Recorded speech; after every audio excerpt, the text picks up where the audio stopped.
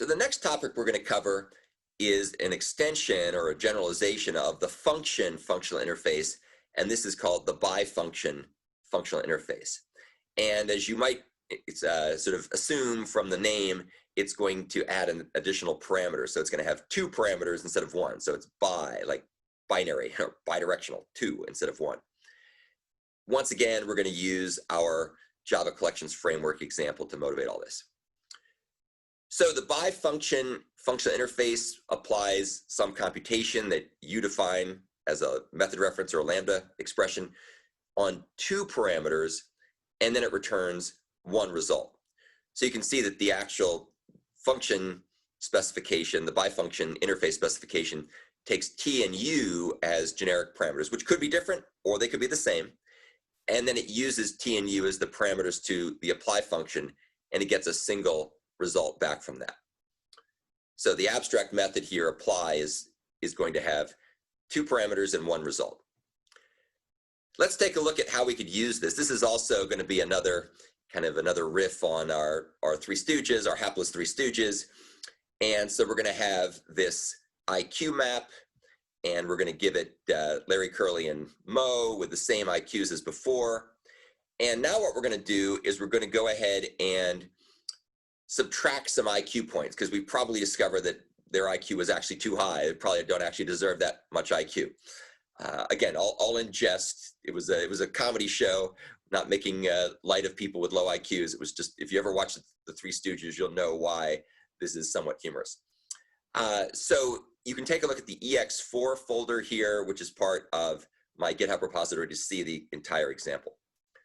So here's kind of the conventional way of doing this. So we're going to go ahead and have a for loop. This is what's called a for each loop in Java.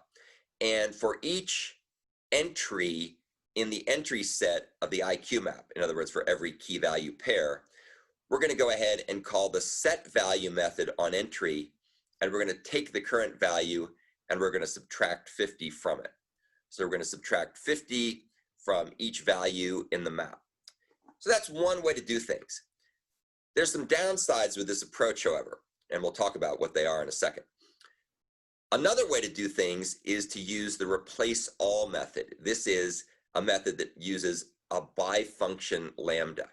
And what it does is it's going to essentially go through every element in the map, and for each element, for each key value pair that's in the map, it's going to go ahead and set its value to be the current value minus 50.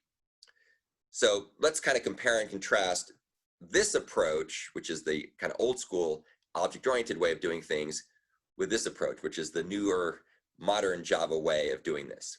So why would we prefer one approach versus another?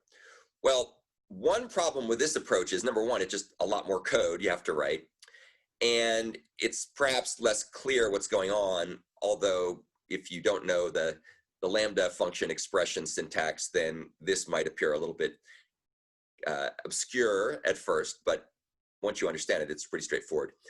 The main problem with this code, however, the old way of doing things, is that it's not thread safe.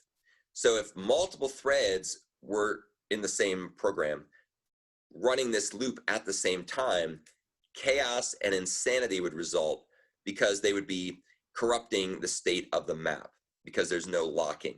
We could add locks, but there is no locking built in.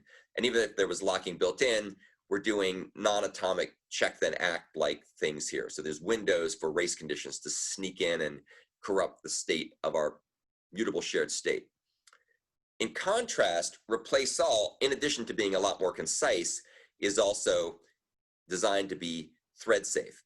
So the replace all method has a little lock that it uses internally, and it makes sure that these operations are going to be synchronized properly.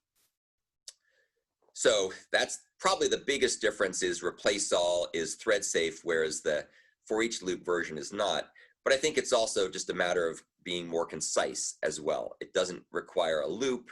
It doesn't require kind of puzzling out what's going on. It just says, declaratively says, replace all values by taking the current value and subtracting 50 from them.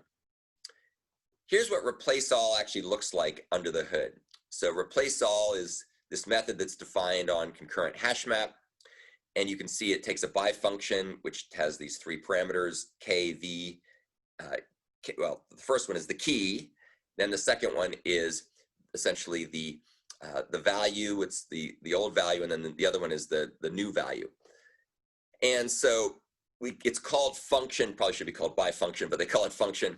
And you can see it's used down in the bowels of the replace all method, so that it'll go through, and for each of the keys in the map, it'll go ahead and apply the key to the old value, generate a new value, and then update the old value with the new value. So it's basically just doing a replace, and it's doing that in a thread-safe way, very optimized thread-safe way. The particular example we're using here had key and value, where we're going to pass in the existing value, and then the lambda function will subtract 50 from it. So that's the BiFunction we pass in, and that gets mapped, as you can see here, to the call to apply, where we're taking the existing key and the old value and then generating a new value from that and then updating the map.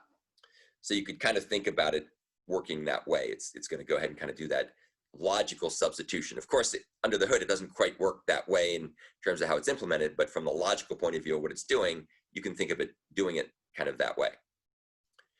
So this particular interface is very simple. It's very much like function.